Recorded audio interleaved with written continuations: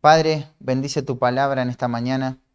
Señor, necesitamos escuchar y poder tomar las implicaciones de los pasajes, que realmente esto pueda afectar nuestra vida, que podamos amarte más en esta mañana y poder entender que el camino de la obediencia es el camino que es tu voluntad.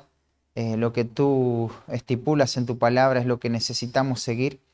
Y Padre, que sea eso una realidad en nuestra vida, Padre. Tu palabra no solamente nos impone lo que debemos hacer, también trae restauración, consuelo, ánimo, gozo a nuestra vida, claridad eh, en nuestra preocupación, en el mundo de confusión en el que vivimos. Tu palabra es la luz, Señor, que alumbra. Así que hallamos mucho en tu palabra, Señor. En esta mañana, si prestamos atención, si recibimos con mansedumbre tu palabra, tenemos muchos beneficios para ganar, tenemos mucho para obtener, muchas riquezas espirituales, Señor. Pero que no lo menospreciemos, que no tengamos una mente pasiva, que podamos pensar en cada una de las cosas que vamos a ir compartiendo, Señor, y que tu palabra siga edificando y transformando nuestra vida y nuestros corazones. En el nombre de Cristo Jesús, amén. Les invito a abrir sus Biblias en la carta personal de Pablo a Filemón. En esa categoría es la única, y yo sé que alguno va a estar pensando, pero a Timoteo le escribió, a Tito también le escribió en forma personal. Sí, pero esas cartas le escribió a un pastor, por eso se denominan las epístolas pastorales. Tienen más un tono ministerial, aunque hay asuntos familiares, personales ahí, más bien tiene que ver con algo ministerial. Sin embargo, cuando vos vas a la carta a Filemón, vos encontrás una carta directamente personal. Acá no hay un funcionamiento directo en cómo la iglesia tiene que moverse, pero sí hay algunos temas que tienen implicaciones en las dinámicas de la iglesia, que van a perjudicar a la iglesia si no se sigue esta dirección, y la van a perjudicar muy mal o la van a beneficiar grandemente. Y esa es la carta a Filemón. Cuando nosotros vemos en el canon bíblico el orden en cómo se establecieron cada uno de los libros, tenemos que pensar que no están ordenados de forma cronológica. Por ejemplo, Mateo no fue el primer libro que se escribió en el Nuevo Testamento. De hecho, ni siquiera fue uno de los primeros.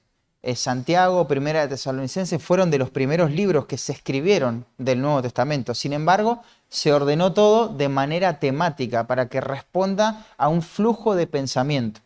Y vos tenés acá una carta gigante como la de Tito, Timoteo, las epístolas pastorales, donde Dios tiene tanto que decir a la vida de la iglesia. Después tenés Filemón y después tenés esta carta de Hebreos que exalta la preeminencia de Cristo y va a traer tantas doctrinas fundamentales del cristianismo y va a hacer tantas interpretaciones precisas de lo que es el libro de Levítico.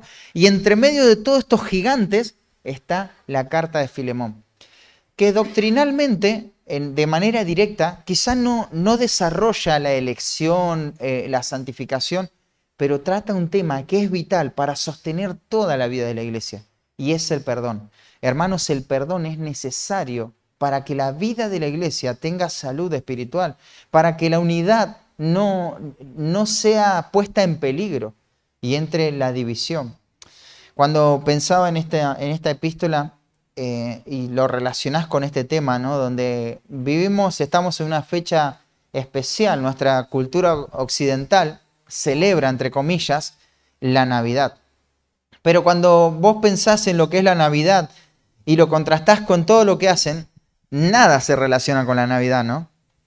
Todo es exceso, relax, desenfreno, confusión, la gente está apurada, precipitada, impaciente. Tenemos que entender que la Navidad es nacimiento, en otras palabras. Y lo importante del nacimiento de Cristo es que constituye un hecho histórico del Evangelio, fundamental. Era necesario el nacimiento de Cristo porque el nacimiento de Cristo, su humanidad, o mejor dicho, el nacimiento de Cristo, iba a validar la humanidad de Cristo. Para expiar los pecados del mundo, se requería tanto un hombre verdadero que haya nacido como un Dios verdadero. Y Cristo exhibía en su vida estas dos naturalezas, ¿no? Él tenía una naturaleza humana verdadera, pero eso no disminuía su naturaleza divina verdadera. Y afirmamos esta verdad. Su nacimiento es central para la redención y el perdón de pecados. Solamente por derramamiento de sangre se hace remisión. Y para eso se requiere un cuerpo verdadero. Así que el nacimiento de Cristo, su encarnación, es un hecho histórico central en el evangelio que predicamos, ¿no? Y este evangelio que predicamos, ¿de qué trata? Bueno, trata acerca del perdón. Dios ofrece este perdón a todos. El perdón que fue otorgado en la cruz, el perdón que es ofrecido a la humanidad, pero que solamente se deposita eficazmente en aquellos que corren en fe y arrepentimiento para asirse de ese perdón, del perdón de Cristo, y poder disfrutar de los beneficios de una relación reconciliada. Así que cuando pensamos en la Navidad, en las buenas nuevas de salvación, en la buena voluntad de Dios para con los hombres, tenemos que tener en mente el Evangelio. Y el Evangelio no es nada más y nada menos que un mensaje de perdón de Dios a la humanidad. En otras palabras, el Evangelio trata del perdón de pecados. Es su tema inmediato, necesario, esencial. Es la médula de la obra de Cristo. Cuando vos mirás la vida de Cristo, todo está rodeado por perdón. Es el perdón. Y la Biblia registra momentos específicos donde el Hijo amado perdonó pecados, ¿no? Donde canceló la deuda del pecador, donde liberó y extendió su bondad, su misericordia, gracias al pecador. Y uno de esos, no hace falta que lo busquen, pero te lo voy a mencionar, es en Mateo capítulo 9, versículo 1 al 7. Dice que Jesús, entrando en la barca, pasó al otro lado y vino a una ciudad. Y sucedió que trajeron a un paralítico, tendido sobre una cama. Y al ver Jesús la fe de ellos, dijo al paralítico: ten ánimo, hijo, tus pecados te son perdonados. Tus pecados te son perdonados. Es lo primero que hizo Cristo. Porque la necesidad más urgente de este paralítico no es que no podía caminar, sino que sus pecados no le habían sido perdonados. Por lo tanto, estaba expuesto al infierno y a una condenación eterna, ¿no? Entonces él dijo: tus pecados te son perdonados. Y dice la narrativa: entonces algunos de los escribas decían dentro de sí: este blasfema.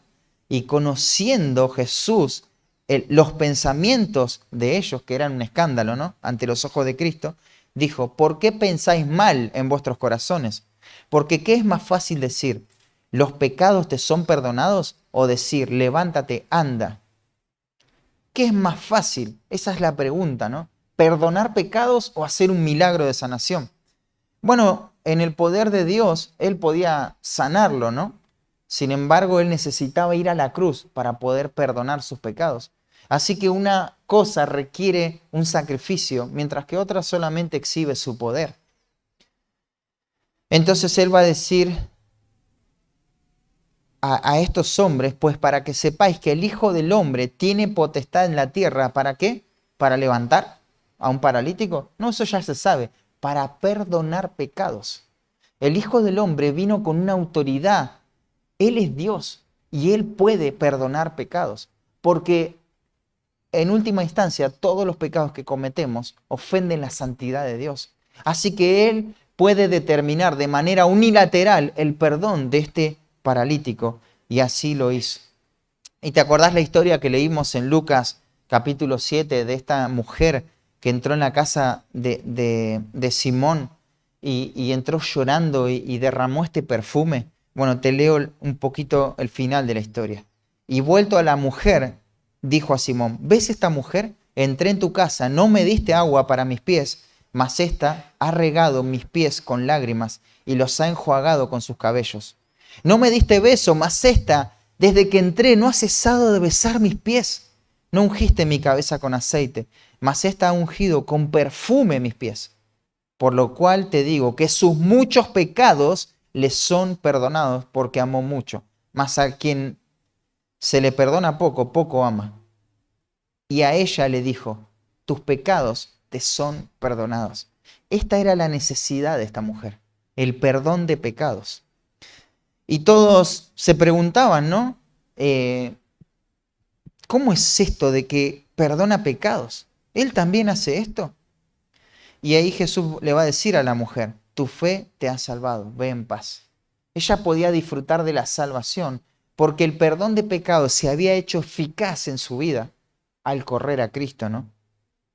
Cuando vos vas al Evangelio de Lucas y ahí está el Cristo resucitado y próximo a ascender, quizás fue la última vez que compartió con los discípulos, aseveró que la predicación del Evangelio trata del perdón de pecados, trata de esto. Y Lucas 24, 44 al 47 dice, y les dijo estas cosas, y les dijo, estas son las palabras que os hablé estando aún con vosotros, que era necesario que se cumpliese todo lo que está escrito de mí en la ley de Moisés, en los profetas y en los salmos. Todo habla de esto, ¿no? Entonces les abrió el entendimiento para que comprendiesen las escrituras. Y les dijo, así está escrito, así fue necesario que Cristo padeciese y resucitase de los muertos al tercer día, y que se predicase en su nombre el arrepentimiento y el perdón de pecados. Eso es lo que predicamos, hermano. Predicamos el arrepentimiento y el perdón de pecados. Claro, el pecador se tiene que arrepentir porque hay esperanza. Sus pecados pueden ser perdonados en la cruz de Cristo. Cuando vos ves en Hechos capítulo 2, al finalizar el primer sermón, ¿no?, en la era de la iglesia por parte de Pedro, la gente estaba compungida, profundamente conmovida con esto y tenía convicción de pecado, ¿no? ¿Y qué haremos?, se preguntaban, ¿no? Y claro, esto no se trata de hacer, se trata de la actitud que viene de un corazón arrepentido. Por eso él le va a decir, arrepentíos. ¿Pero cuál es el propósito? Para perdón de pecados, para perdón de pecados. Así que la iglesia comienza a dar su mensaje, predicando un evangelio que perdona pecados, y esto es posible por la encarnación de Cristo, por el nacimiento de Cristo, por la Navidad. Solo por eso podemos predicar este evangelio. Claro, hay otros hechos históricos del evangelio que lo hacen central, como su muerte en la cruz, su sepultura y su resurrección, ¿no? Esos también son hechos esenciales en la historia del evangelio. En Lucas capítulo 13, Pablo da su primer discurso y hace un recorrido por las historias y por la historia de Israel y todas las implicaciones, ¿no? Y en el versículo 38 resume tanto el problema como la solución de toda la humanidad. El problema es el pecado y la solución es el perdón. Así que cuando hablamos del perdón, cuando estudiamos acerca del perdón, nosotros tenemos que entender que este no es un tema más en la vida cristiana. Esta es la esencia de la vida cristiana. Esto es lo que somos, hermano. Este es el evangelio que predicamos. Este es el evangelio que Cristo enseñó. No solamente el Hijo perdonó pecados, sino que ordenó a aquellos que son perdonados a perdonar. De manera que si la base del evangelio es el perdón de pecados y hemos creído en ese evangelio, entonces, como consecuencia, como efecto de haber creído en un evangelio que perdona pecados, nosotros tenemos que perdonar. La pregunta en esta mañana a todos aquellos que han ido a Cristo en fe y arrepentimiento, que recibieron el perdón, la pregunta es, ¿van a perdonar? ¿Vamos a estar dispuestos a perdonar? Y permítanme ser más específico y dirigirme con estas palabras, perdonado, porque eso es lo que somos, perdonado. ¿Vas a perdonar? ¿Vamos a perdonar? ¿Vamos a liberar, a cancelar la deuda y a extender gracia a las personas que nos han ofendido? Hermanos, de eso se trata el evangelio que profesamos. El evangelio que decimos creer se trata del perdón. Y el pasaje que vamos a estudiar en esta mañana es clave en cómo se debe perdonar. Porque el perdón no es decir solo palabras, aunque esto es necesario. El perdón no es solo expresar lo políticamente correcto, decir las palabras claves y listo, solucionar la situación y seguir. Esto no perjudica mi imagen, ¿no? Esa manera, ese acto de pedir perdón donde me aprendo lo que tengo que decir solamente para que todos los demás lo vean, eso es frío, eso es estéril, eso no tiene valor delante de Dios porque no hay un corazón. Vamos a aprender con el pasaje en esta mañana que el perdón tiene que ir acompañado o envuelto de una actitud voluntaria. Es así el perdón. La verdad de Dios va a establecer los límites y las definiciones precisas en cuanto al perdón. Pero el perdón requiere más que una instrucción correcta, requiere más que saber. El perdón demanda que haya una actitud que viene de un corazón compasivo, que exprese gracia, que exprese misericordia en favor al ofensor y que esto no sea una imposición, sino voluntario. Por eso el perdón es apremiante en la vida del Hijo de Dios, ¿no? Porque esto representa quién es Dios. Un Dios verdadero que fue movido a misericordia para poder perdonar. Y déjame recordarte un poquito el contexto histórico de la carta.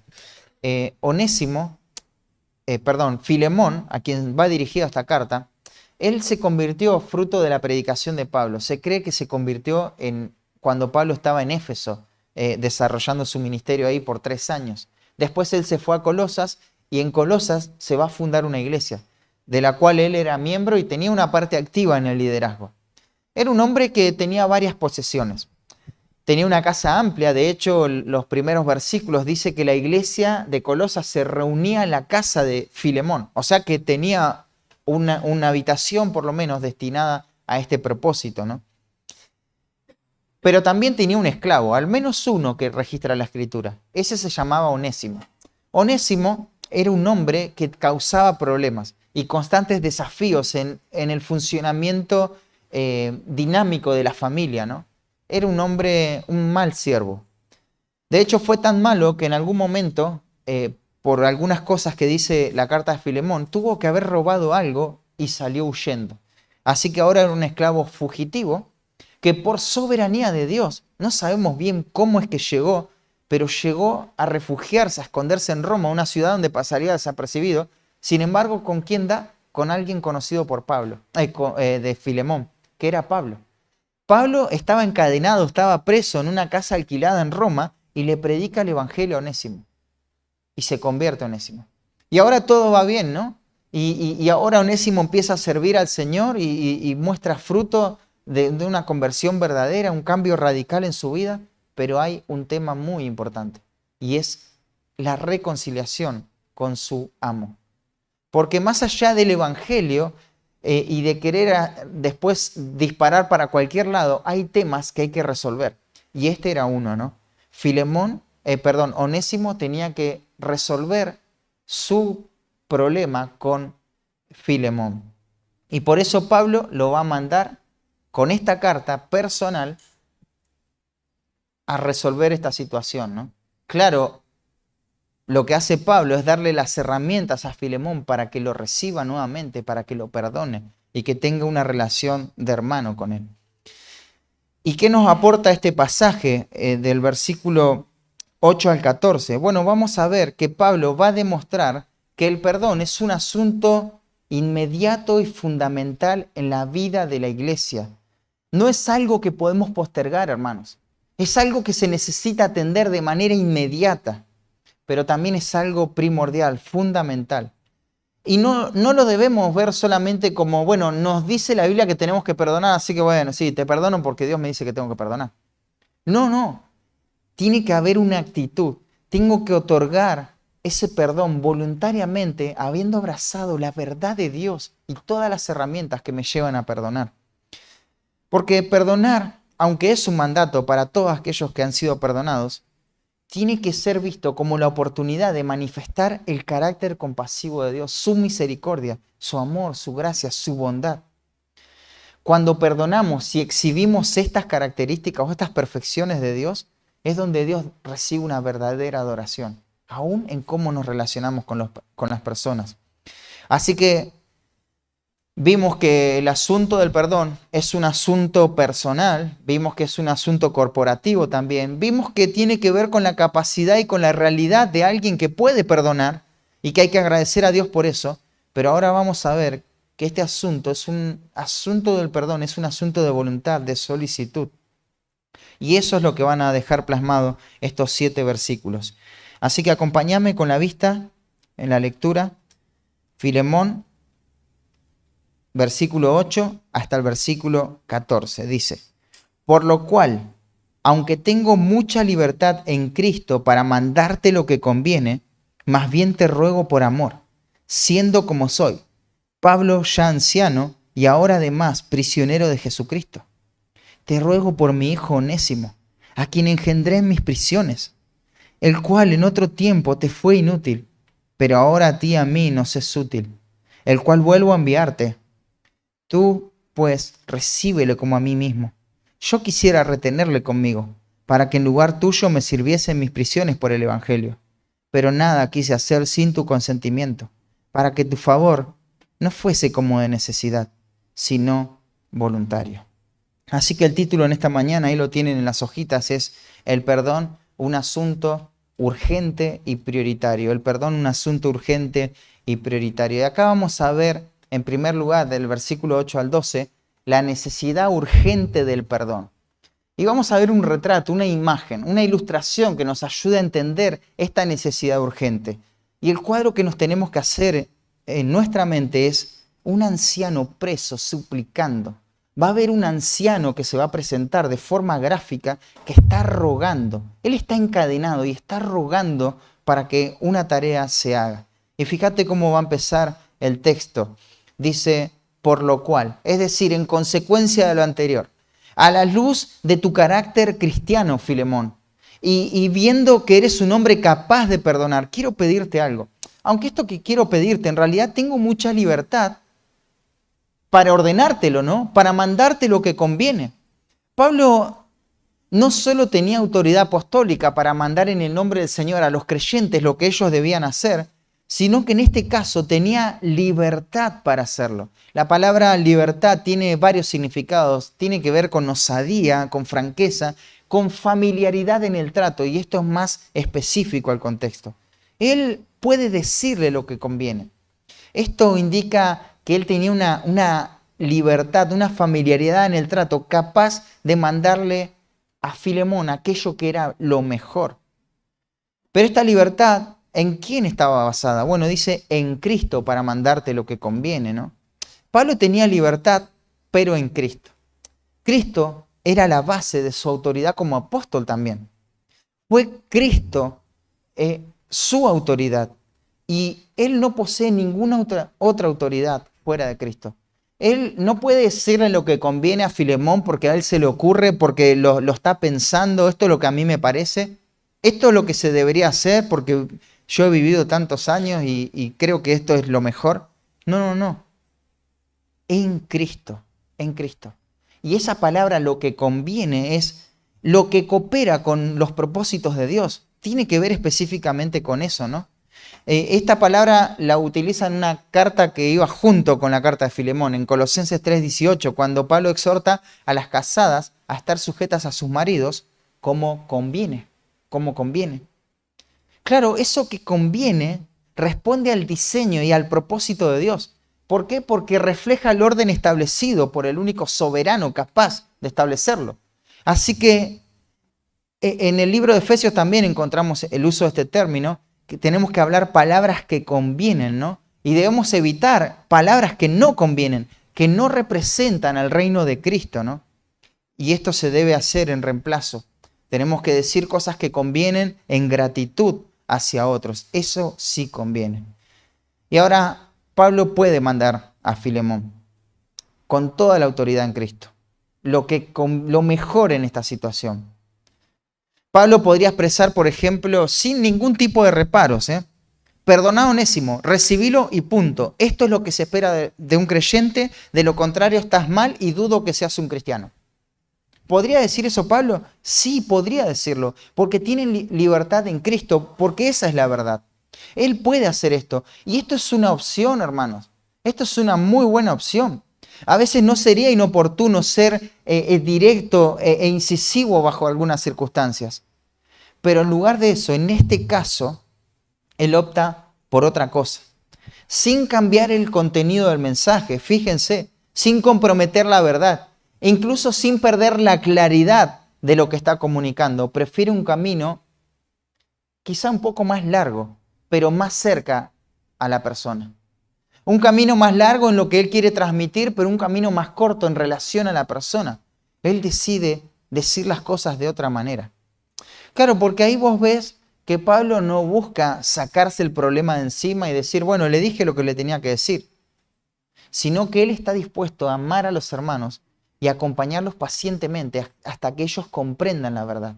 Y este es el camino pastoral que va a elegir Pablo. Por eso el contraste está en el versículo 9. Dice, más bien te ruego por amor, te lo suplico.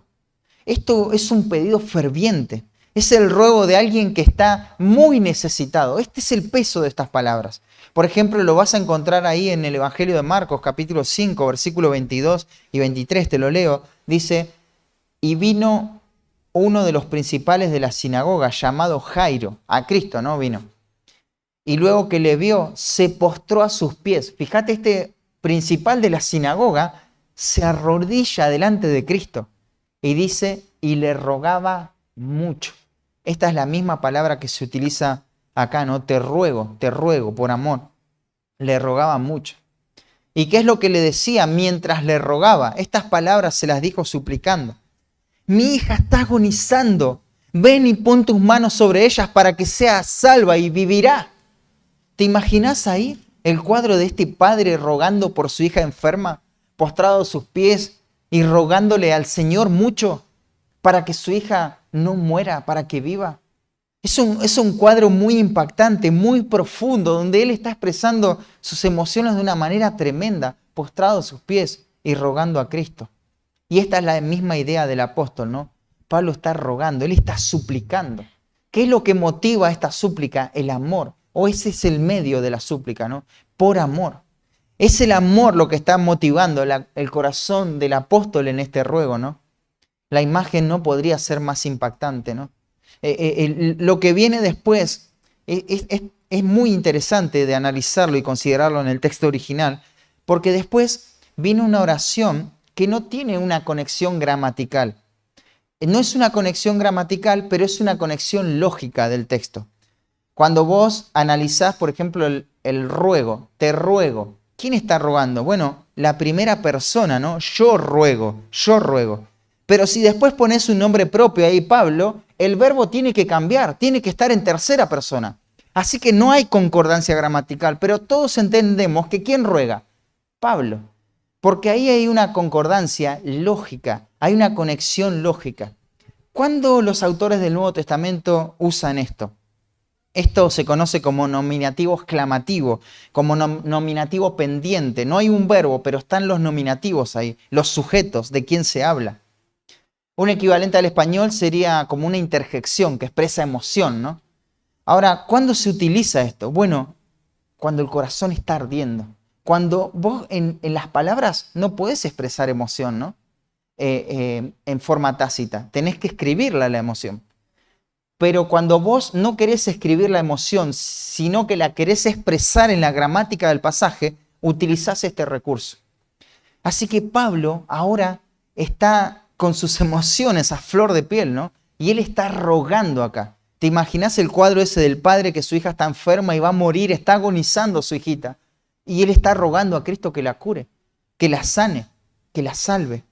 Y ahora Pablo usa la misma carga semántica y está rogando. Pablo está rogando. Pero se va a decir algo más. Siendo como soy, Pablo, dice. Este es el ruego de Pablo. Claro, este no es un desconocido, ¿no? No es una persona casual que me encontré ahí hablando en la parada. Este es el ruego de Pablo, hermanos. Filemón, vos conocés a Pablo. Filemón conoce a la persona. Él no se deja llevar por el título, ¿no? Apostólico. Acá hay un argumento personal. Es Pablo, persona a persona, rogando a Filemón. Y podés recordar ahí al escuchar este nombre Pablo, sin ningún título. Decís, Pablo, sí, claro, en Efesios, ¿sabes todo lo que compartimos? ¿Cuántas cosas vivió Filemón con Pablo? Para que Filemón decida en un momento abrir las puertas de su casa para que se reúna la iglesia, la influencia que Pablo tuvo sobre Filemón tuvo que haber sido poderosa, ¿no? Además dice otra cosa más, Pablo ya anciano. El ruego es urgente porque no solamente es personal, lo pide Pablo, ¿no? Sino porque lo está pidiendo un anciano. Es un anciano el que está rogando.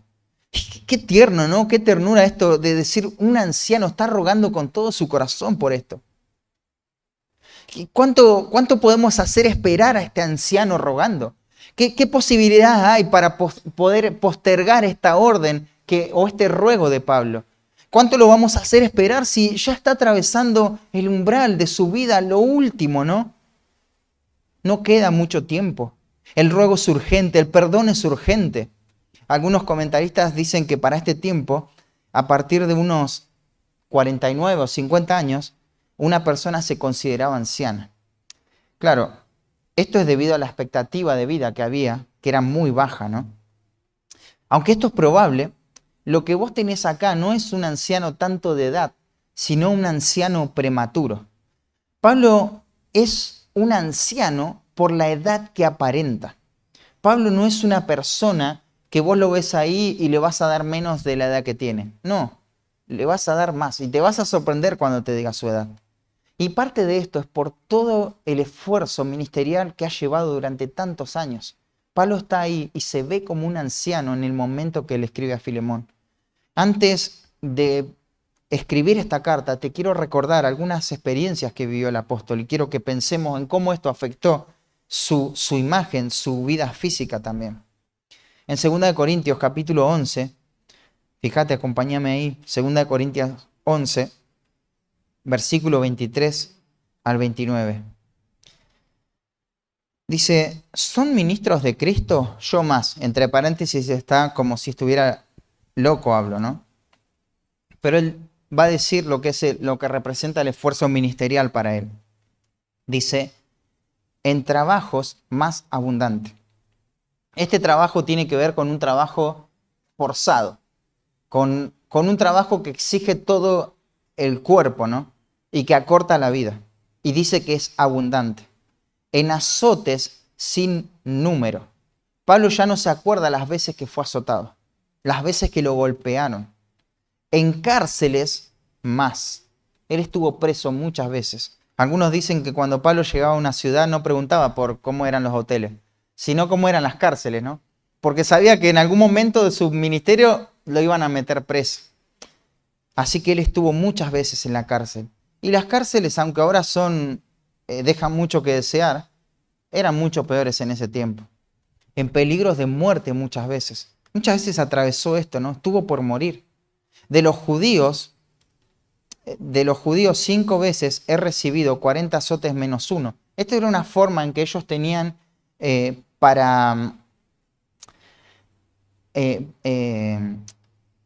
digamos, para castigar a las personas que andaban mal, ¿no?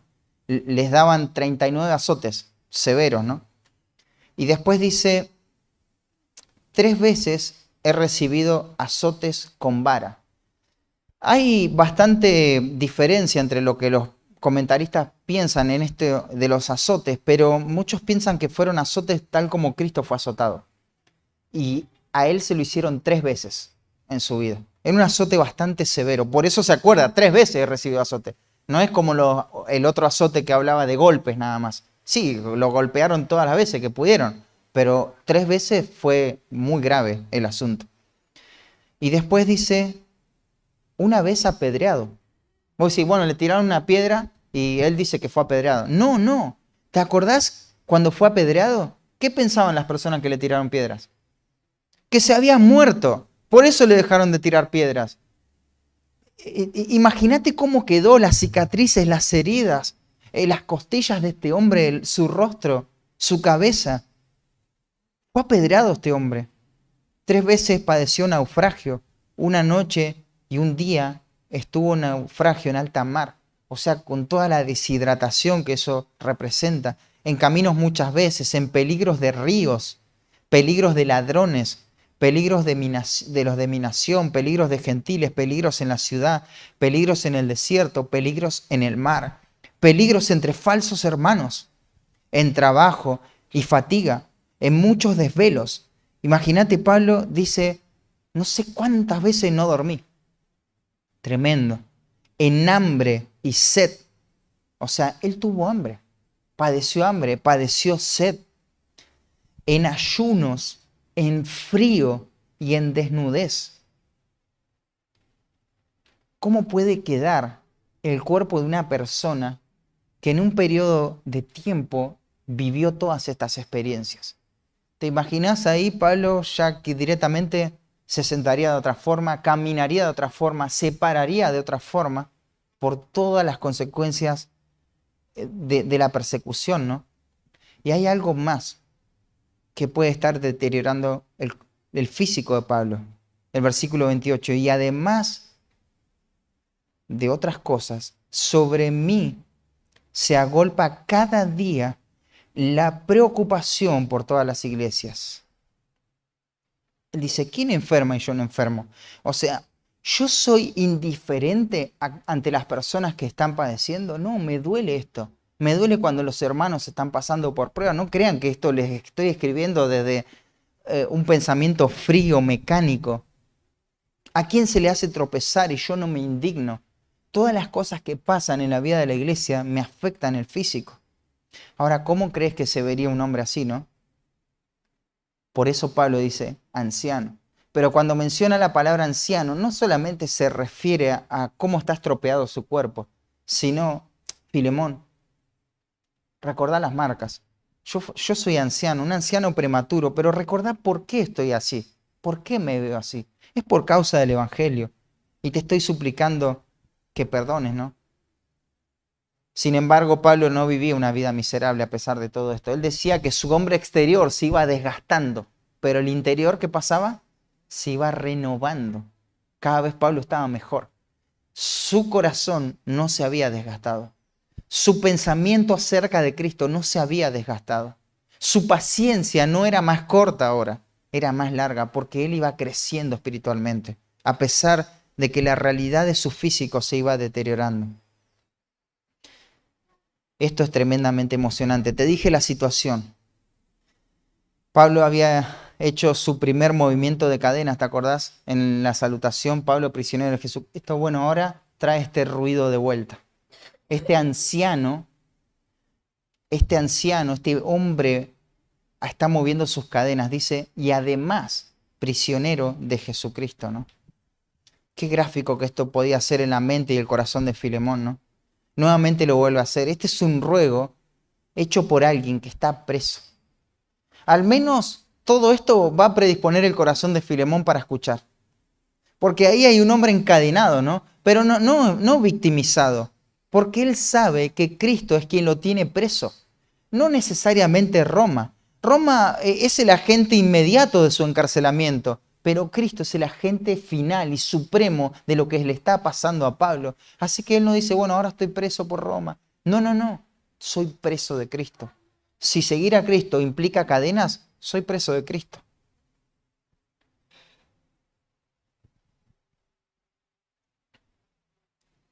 Así que acá tenemos a este anciano rogando por amor, ¿no?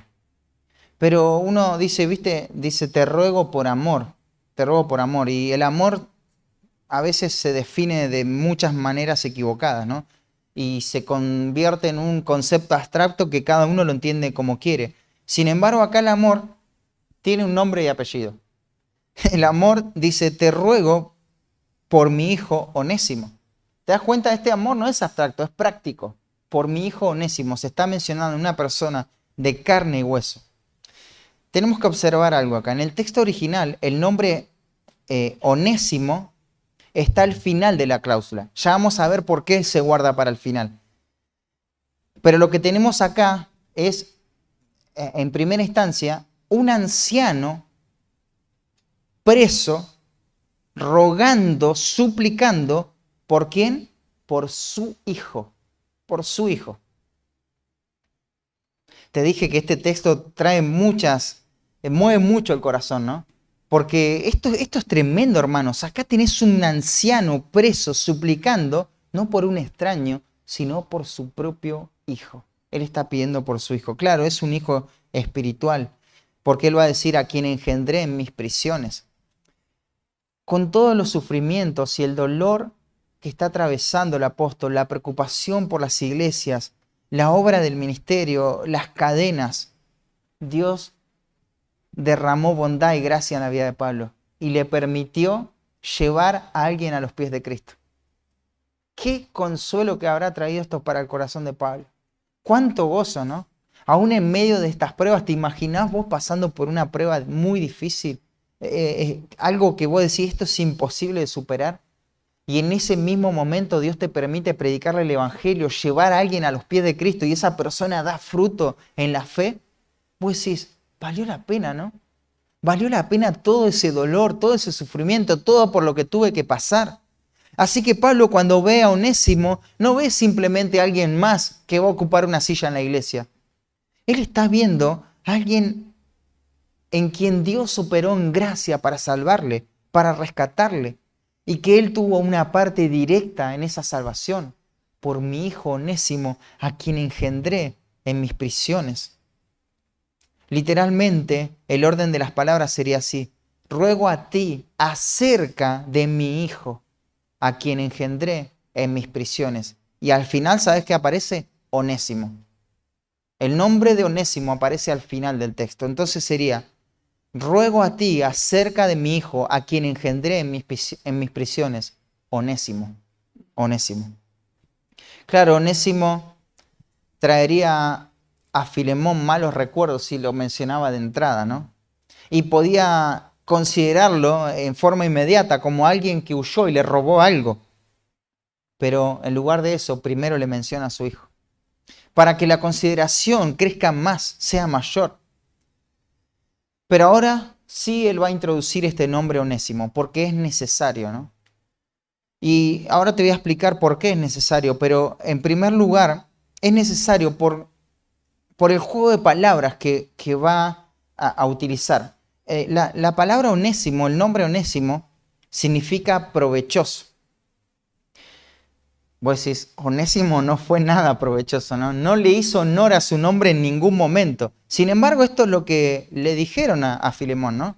Vos imaginate ahí yendo a la plaza de esclavos a comprar Filemón y bueno, va a tratar de comprar a alguien bueno y le dicen, bueno, mira, acá tenemos a alguien provechoso.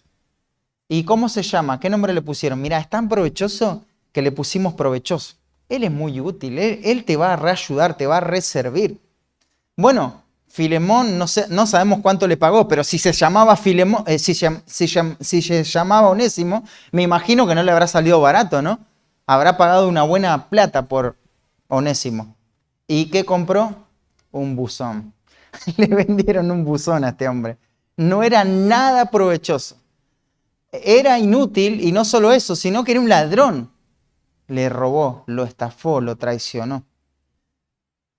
Así que eso es lo que significa su nombre. Y fíjate que Pablo no va a minimizar el daño. Bueno, tenés que perdonar a Onésimo, perdónalo. No, no es nada lo que te hizo, no pasa nada. No, dice el versículo 11, el cual en otro tiempo, ¿qué? Te fue inútil, te fue inútil. Y acá está el juego de palabras, ¿no? Onésimo, provechoso, y este adjetivo que literalmente suena así, acreston. Acreston porque está en un caso, ¿no? Acrestos sería la palabra léxica, acrestos. O sea, sin provecho. Es inútil, inútil. Pablo entiende que Onésimo no era alguien rentable. Y se refiere no solamente al hecho ofensivo, en otro tiempo, en otras ocasiones, no significa en un momento te defraudó. No, yo sé que en otro periodo de tiempo fue un hombre inútil, inútil. Acreston. Claro, esto nos deja ver que Pablo no está minimizando el daño. No es que Pablo desestima la situación y le dice a Filemón, no pasa nada, perdónalo, no te hizo nada. No. Él sabe cuán duro fue lo que le tocó vivir a Filemón. Entonces no rebaja el daño. Consciente con Filemón en que Onésimo no era alguien provechoso. Claro, esto era otra ocasión, ¿no? En otro tiempo él había sido así, pero ahora había sido alcanzado por el Evangelio de la gracia de Dios. Antes, Onésimo no podía hacer nada útil. ¿Sabes por qué su vida no tenía utilidad? Porque no estaba pensando en la gloria de Dios. Más allá de todo las obras que podamos hacer, si nuestra motivación, nuestro propósito no es la gloria de Dios, venimos a ser siervos inútiles. Pero no en el concepto de que porque hacemos lo que debemos hacer, como dicen los evangelios, sino porque no es provechoso, no tiene fruto eso. Todo lo que no se centra en la gloria de Dios y solamente depende de esa motivación, es una obra inútil. Pero ahora cambió, ¿no? Y acá vemos el contraste. Pero ahora a ti y a mí nos es útil. Ahora las cosas cambiaron para bien. Y él, en lugar de ser un acreston, es un eucreston. Y ahí hace el juego de palabras. Ahora es un hombre sumamente útil, sumamente provechoso. El provechoso inútil ahora es súper provechoso. Eso sería como algo literal, ¿no? Y esto, claro, es un juego de palabras que se está utilizando para grabar esto en la mente de Filemón, ¿no? Onésimo es un hombre alcanzado por la gracia perdonadora y transformadora de Dios. El Evangelio no solamente lo mejoró, lo transformó completamente. Y esto es lo que hace el Evangelio, hermanos, en la vida de una persona.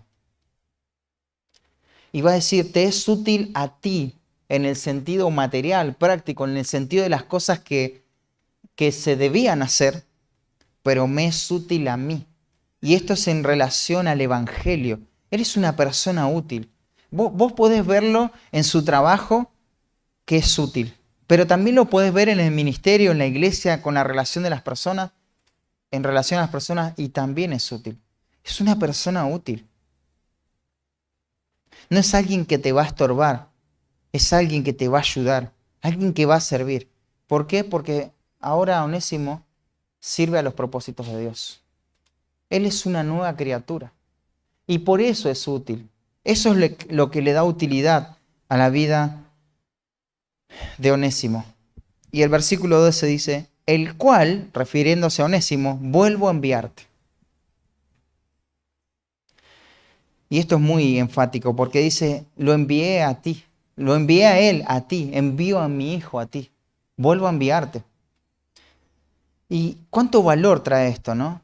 Porque uno podría decir, bueno, pero ya está, él es una nueva criatura, ¿para qué enviarlo de vuelta? Y además esto es una decisión difícil, ya lo vamos a ver, pero dice, fíjate la orden, tú pues recíbele como a mí mismo. Literalmente lo que hace esta última expresión es intensificar las emociones, un poco más va a presionar el corazón de Filemón, Pablo, al decirle esto, ¿no? El texto original coloca un matiz de lo que representa Onésimo en la vida del apóstol. ¿Y qué representa? Bueno, haz de cuenta que yo mismo estoy yendo. Recíbele como a mí mismo, le dice. Haz de cuenta que yo mismo estoy yendo. Eso está bien decirlo, y esa es la traducción, pero algo más preciso, la traducción de esta cláusula sería la siguiente. Esto es mi corazón. Recíbele como si estarías recibiendo mi propio corazón. Lo vimos a esta palabra en el versículo 7. ¿Te acordás cuando dice, tenemos gran gozo y consolación en tu amor, porque por ti, hermano, han sido confortados los corazones? Y te dije, estas son las entrañas de los santos, su vida interior. Acá Pablo dice, te envío a mi hijo, él es mi corazón, mis entrañas. Claro, pensá en esto. Este anciano suplicando por su hijo, está dando una parte de su vida al enviar a Onésimo. No lo trates mal a Onésimo. Perdoná a este hombre que te lastimó, que te defraudó, que te engañó. Perdonalo, no lo trates mal, él es mi corazón. Cuando yo te lo estoy enviando, una parte de mí se está yendo con él, ¿no? Así que a través de esta imagen de este anciano prisionero rogando por amor por Onésimo, enviando su propio corazón, ¿qué podemos aprender? La lección urgente del perdón, ¿no? El perdón es algo urgente. No hay tiempo que perder. Necesitamos tomar el perdón como algo urgente. No podemos hacer esperar, en otras palabras, a este anciano tan desgastado. La amargura, el rencor, el resentimiento, todo eso albergado en el corazón, lo único que genera son mentiras que Satanás va a utilizar. Es darle lugar al diablo, ¿no? Para que eso consuma nuestra mente, para que eso consuma nuestras emociones, para que eso no nos deje hacer lo que tenemos que hacer. La Biblia dice que no se ponga el sol sobre vuestro enojo. Alguien me preguntaba en la primera predicación, ¿inmediatamente hay que perdonar? Sí, mira a este anciano. Este anciano no lo podemos hacer esperar. Él está suplicando por esto, por su hijo, te está expresando sus emociones, su corazón, ¿no? Dejar pasar tiempo es dar lugar al diablo. En cuestión del perdón, hermanos, el tiempo no cura. Lo único que hace es deteriorar, deformar el corazón con el resentimiento. La ofensa no perdonada, lo único que hace es ir estableciendo patrones distantes en las relaciones eclesiales, en las relaciones familiares. Lo único que hace es minar las relaciones y peligrar la unidad de la iglesia. Así que el perdón es urgente. Y ese es el primer retrato que vemos. Cómo las verdades de este pasaje desafían la forma en que ves el perdón, la urgencia del perdón, la necesidad del perdón. Hay decisiones en cuanto al perdón que has estado postergando, temas que no están resueltos. Preguntémonos qué pecados nos impiden no tomar con urgencia este tema. La indiferencia hacia el hermano, falta de amor, egoísmo, temor al hombre, etc. Tenemos que entender que el perdón es un asunto urgente y prioritario. Y pudimos ver la necesidad del perdón en estos versículos. Pero veamos ahora versículos 13 y 14, la prioridad fundamental del perdón, la prioridad fundamental del perdón. Teníamos este retrato, esta imagen del anciano preso suplicando y aprendimos esta necesidad del perdón. Pero ahora hay otro retrato que se presenta. Es este mismo anciano, pero en su rol de misionero. Y él está preso por el Evangelio. Y veamos qué es lo que nos tiene que decir esta imagen. Dice el versículo 13. Yo quisiera retenerle conmigo. Acá hay un énfasis en la voluntad del apóstol. Quisiera, ya está implícito el yo, ¿no? Pero fíjate en la Biblia, dice yo. O sea, esto es mi deseo, esto es muy de Pablo, él quiere esto, él desea esto con todo su corazón. Esta es su voluntad, su disposición. El tiempo del verbo muestra que esto es una decisión que se toma, pero a su vez que ese compromiso va a afectar de manera permanente y condicionar su presente. Enviar a Onésimo es una decisión difícil que va a afectar su vida. Imagínate ahora este hombre que engendré en las prisiones, este hombre que llevé a los pies de Cristo, que es tan útil, ya no lo voy a ver más. ¿Te imaginas la ausencia ahí? El vacío que va a dejar en el lugar que seguramente estaría ocupando. Y él va a decir, por esa razón quiere retenerle. La palabra retener ahí es una palabra intensa, ¿no? Una palabra compuesta. La segunda parte de la palabra es tener, poseer, pero se le agrega un prefijo que le da intensidad. Esto es retener, esto es anclarse, esto es no querer soltarse, aferrarse con todas sus fuerzas. Se utilizaba, por ejemplo, en el contexto náutico, donde había que sujetar un timón que estaba siendo golpeado por las olas, por el viento, y había que trazar un curso para llegar a destino. Y era prioritario esto. Sí, el agua entra, todo, pero el timón, no te tenés que soltar de esto. Entonces, Pablo ve un montón de necesidades, ve un montón de oportunidades, pero lo que él más quiere es retener a este hombre. Él lo quiere retener.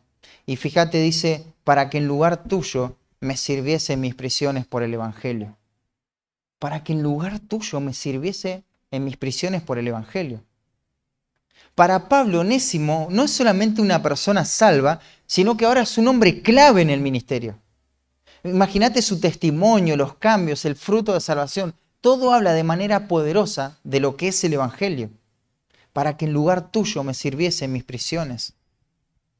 Nuevamente, Pablo vuelve a mencionar estas cadenas, ¿no? Estas prisiones, por tercera vez vuelve a hacer este ruido. para que entienda a Filemón lo que esto significa. Ya lo saludó afectuosamente, le suplicó a Filemón por Onésimo, pero ahora en relación al ministerio, él piensa en el avance del Evangelio y mueve esas cadenas, ¿no? Y dice, Onésimo es de gran utilidad en esta empresa, por el Evangelio. Claro, acá tenemos que hacer un paréntesis. Toda la utilidad que Pablo ve en Onésimo, todo el apego a este hombre, es por causa del Evangelio. No es por una comodidad personal o porque él se sentía a gusto o porque le cae bien la persona. Es por el Evangelio, hermanos. Este hombre sirve en la causa del Evangelio. La misma causa que tiene preso a Pablo, por la que él es embajador en cadenas, es la misma causa en la que Onésimo sirve. Por si quizá no entendés el efecto de esto, quiero recordarte quién es Filemón. Porque le está diciendo en lugar tuyo, o sea, él te puede reemplazar. Pero recordá quién es Filemón. Filemón es un hombre en quien se ve el obrar eficaz de Dios. Él ama a Cristo, recordá que él ama a Cristo. Y él ama a los santos de manera práctica. Está pendiente de las necesidades de los santos. ¿Qué hace? Conforta el corazón de los santos. Trae consuelo, trae alivio, trae ánimo, trae firmeza. Además, este hombre abre las puertas de su casa para que la iglesia se reúna allí con todo lo que eso puede implicar, ¿no? ¿Te imaginas lo que esto conlleva? Renuncia, esfuerzo, morir a vos mismo, tus derechos, tu tiempo, tu espacio, tu descanso. No es fácil, ¿no? Y lo mejor de esto, y todo esto causa gratitud en el corazón de Pablo. Pablo agradece y a su vez pide para que la participación de su fe sea eficaz, que siga creciendo en esta comunión con el pueblo de Dios. Este fue Filemón. Dijimos un hombre del calibre de Bernabé, al que le llamaban Bernabé, ¿no? Dijimos un hombre del calibre de Onesíforo, quien se cree que murió por buscar tantas veces a Pablo en Roma. Este es Filemón, hermanos. Un hombre totalmente entregado a Dios. Un colaborador de Pablo, alguien de la misma talla del apóstol en cuanto al amor y a los santos se refiere. Y ahora Pablo dice, para que en lugar tuyo me sirviese. Qué tremenda la obra de Dios en la vida de Onésimo. Qué impactante que pudo haber sido esto. Sin descartar a Filemón, lo que está haciendo Pablo es mostrar cómo Dios le dio utilidad a un inútil. Cómo Dios le dio prominencia a una persona que no era provechosa. Onésimo también es un hombre de este calibre. Claro, aunque Onésimo es otro caso, ¿no? Él nunca tuvo recursos, él era un esclavo, no era un amo como Filemón, pero a pesar de todo esto no está limitado. La obra de Dios en su vida tiene el mismo efecto. Él llegó a ser una persona de gracia en el ministerio, alguien igual a Filemón, en lugar tuyo. Él me sirve de la misma manera. Qué gracia transformadora. ¿Cuánto debemos alabar a Dios cuando vemos esos testimonios, ¿no? De personas que han sido alcanzadas por la gracia y transformadas por esa gracia. Ya saben quién es Filemón, pero Onésimo, este esclavo, es fugitivo, inútil, traidor, cobarde, temeroso, desagradecido, pero alcanzado por gracia, ahora es uno de los que sirve a los propósitos de Dios. Él es útil, él es útil. Sin embargo, aunque todo esto está bien y podemos disfrutar de toda la obra de gracia que Dios hace en la vida de Onésimo, esto es maravilloso, honremos a Dios, alabemos a Dios por esto. Acá tenemos un asunto distinto. Acá tenemos un asunto importante, prioritario y fundamental. Y es el perdón. Necesito, en otras palabras, Pablo le estaría diciendo a Filemón, necesito que tú sepas todo lo que Dios hizo en la vida de Onésimo, pero que apruebes el obrar de Dios en su vida. Necesito que tu voluntad esté en este acto. Pablo sabe que si Filemón recibe a Onésimo, no solo estaría afirmando la obra de Dios en la vida de Onésimo, sino que también, ¿qué estaría haciendo? Perdonando a Onésimo. Y aún esto sería mucho más eficaz. Esto sería más poderoso. El mundo vería este testimonio. La iglesia veía el testimonio de lo que es el perdón. Por eso esto es clave en la vida práctica de la iglesia. Así que más allá de todo lo que se pueda proyectar en la vida de Onésimo, lo que se requiere como prioritario y fundamental es el perdón y la reconciliación. Por eso el versículo 14 dice, nada quise hacer sin tu consentimiento. Acá podríamos poner 3 opciones que tenía el apóstol. En primer lugar, podía quedarse con él suponiendo que Filemón lo iba a aprobar. No lo iba a contradecir a Pablo, ¿no? Así que me quedo con Onésimo y ya está. Si se entera Filemón de esto, lo va a aprobar. En segundo lugar, quedarse con él notificando a Filemón lo que había hecho y pidiendo su consentimiento. Por carta decir, envíame si estás de acuerdo o no, por una correspondencia y listo. Pero yo me quedo con Onésimo, ni loco lo dejo ahí. Y en tercer lugar, enviarlo de regreso a su amo y esperar que éste actuase haciendo lo que él quiera, pero también dándoles las herramientas para que perdone a Onésimo. De todas estas opciones, él toma la última. Y lo que hace es dejar todo en las manos de quien era su dueño, su legítimo amo, ¿no? Pablo no quiere tomar ninguna iniciativa sin el consentimiento de Filemón. No desea actuar con presunción sobre la base de la amistad. Mirá, él me quiere a mí, así que yo hago esto y él lo va a entender y está todo bien, ¿no? Es necesario que Filemón y Onésimo se encuentren de nuevo, se vean el rostro, traten su problema. Además, Pablo no quiere imponer nada, sino que quiere que el perdón sea voluntario. No pretendía forzar a Filemón a tomar una determinación, sino que él quiere que Filemón actúe de manera voluntaria. Claro, con todas las herramientas, ¿no? Pero que él actúe de manera voluntaria. Y fíjate, dice, para que tu favor no fuese como de necesidad, sino voluntario. Pero algunas cosas pasan desapercibidas a veces. Los riesgos que estaba tomando Pablo eran muy grandes. Primero, no es algo que él quería, porque él deseaba retener a Onésimo. Así que él está enviando, se está rompiendo el corazón al hacer esto. Segundo, podían matar a Onésimo. Lo podían matar en el camino. Los soldados romanos tenían que cuidar esto. Entonces podía morir Onésimo. Tercero, Filemón dice, bueno, sí, yo lo perdono, pero tiene que pagar por lo que hizo. Así que lo llevo a la justicia y que la justicia determine lo que quiera hacer con él. Podía morir. De todas formas podía morir. Así que el riesgo era muy grande. Había muchas posibilidades en que esto salga de esa manera, ¿no? Había una posibilidad de la reconciliación. Y esto es si Filemón perdonaba a Onésimo. Pero si esto se daba, a pesar del riesgo, la ganancia, el beneficio iba a ser de tamaña inmensidad, ¿no?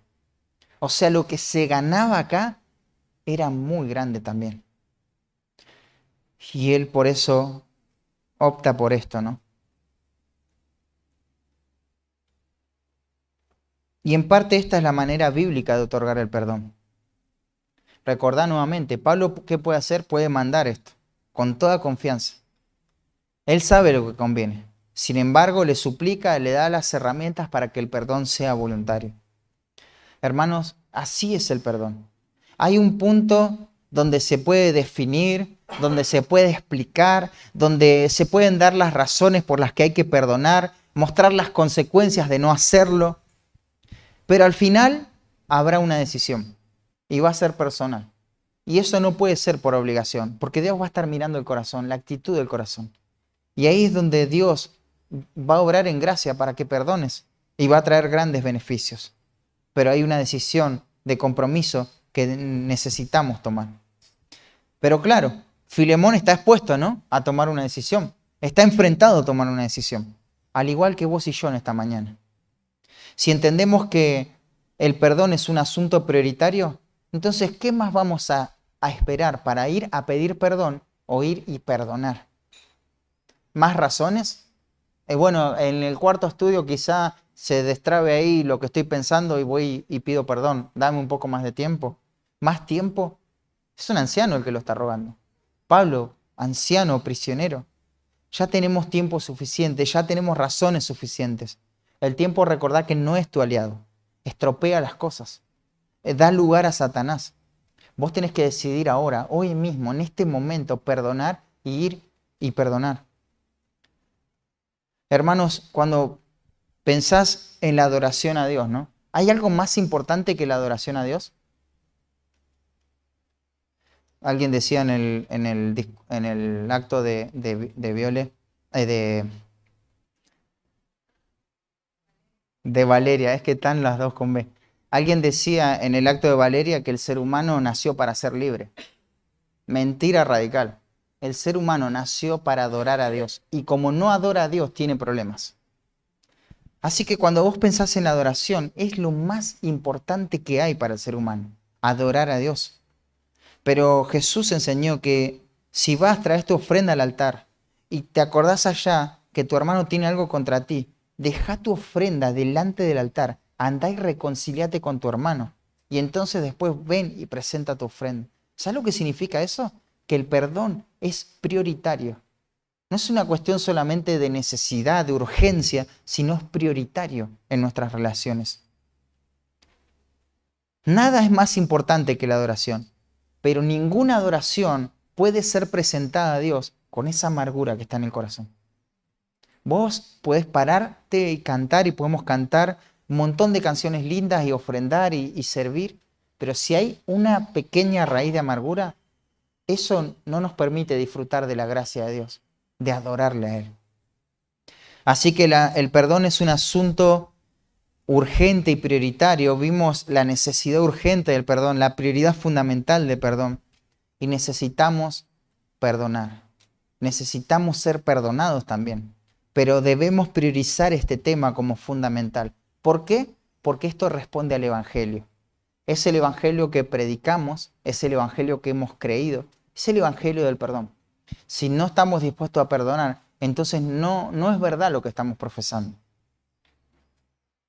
Cuando estás resentido y te negás a perdonar de corazón, ¿sabes lo primero que te olvidas? Te olvidas del enorme tamaño de la deuda que Dios te ha perdonado. Te estás olvidando de eso cuando no quieres perdonar. En segundo lugar, estás declarando que no necesitas el perdón de Dios en tu vida. Yo no perdono porque no necesito ser perdonado. Estás declarando también que no necesitas el perdón de Dios en el día del juicio final.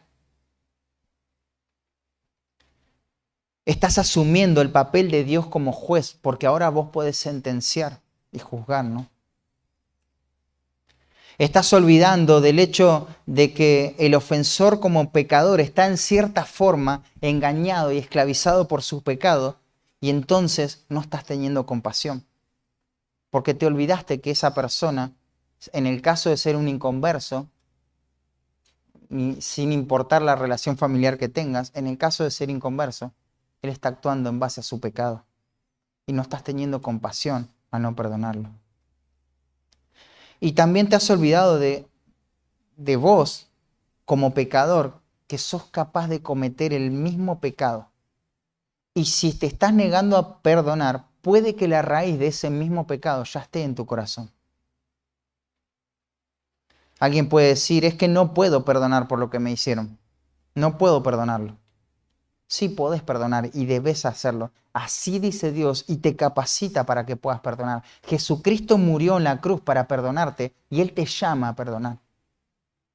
Alguien podría sugerir que el daño que causó es muy grande. No sabés el daño que me hizo. Y sí, tenés razón. Yo no sé la profundidad del daño que te causó esa persona.